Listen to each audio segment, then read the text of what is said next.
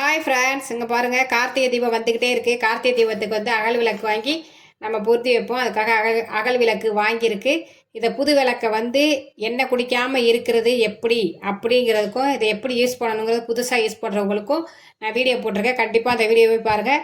இப்போ அகல் விளக்கை எப்படி யூஸ் பண்ணுறது அப்படிங்கிறது அந்த வீடியோவில் இருக்குது. அதை பார்த்து தெரிஞ்சுக்கோங்க.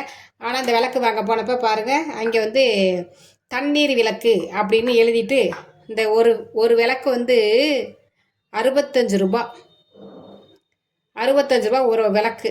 இதுக்குள்ளே வந்து பேட்ரி வச்சுருக்குறாங்க. அங்கே பாருங்கள், அழகாக இருக்குல்ல. இதிலே டிசைனாக வச்சுருக்காங்க. போன வருஷம் கூட 2 விளக்கு வாங்கி வச்சுருந்தேன்.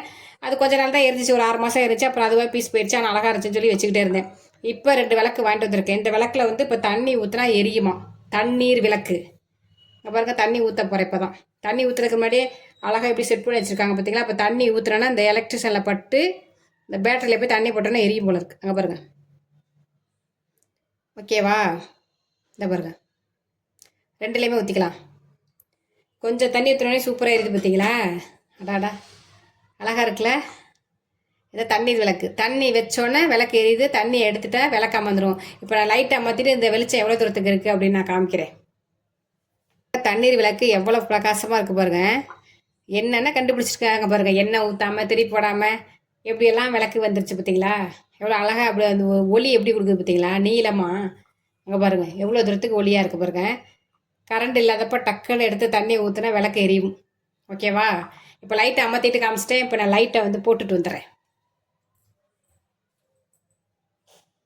நீங்கள் வாங்கி கண்டிப்பாக வச்சுங்க. இது ரெகுலராக வச்சுக்க முடியாது. என்ன தான் எவ்வளோ விஞ்ஞானம் வளர்ந்துருந்தாலும், எத்தனை தான் விதவிதமாக வீட்டுக்குள்ளே லைட்டு போட்டாலும், சாமிக்கிட்ட வந்து நல்லா குங்குமம் வச்சு மஞ்சள் வச்சு விளக்கில் எண்ணெய் ஊற்றி திரி போட்டு எரியிற விளக்குக்கு ஈடு இணையே கிடையாது.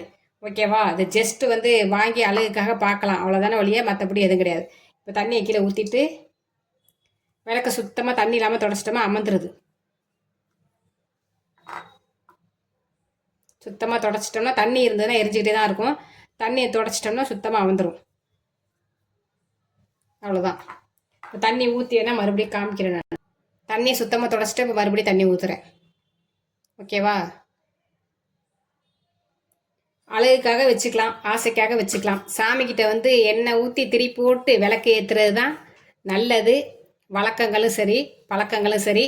இப்போ வந்து கார்த்திகை தீபத்துக்கு நான் புது விளக்கை எப்படி யூஸ் பண்ணிடுறது, ஆயில் கசையாமல், அடியில் வந்து சில விளக்கில் ஆயில் கசையும், அந்த ஆயிலாம் கசையாமல் இருக்கிறது எப்படிங்கிறது அந்த வீடியோவில் சொல்லி ஒரு வீடியோ போட போகிறேன். அந்த வீடியோவை கண்டிப்பாக நீங்கள் பாருங்கள், எல்லாருக்கும் யூஸ்ஃபுல்லாக இருக்கும்.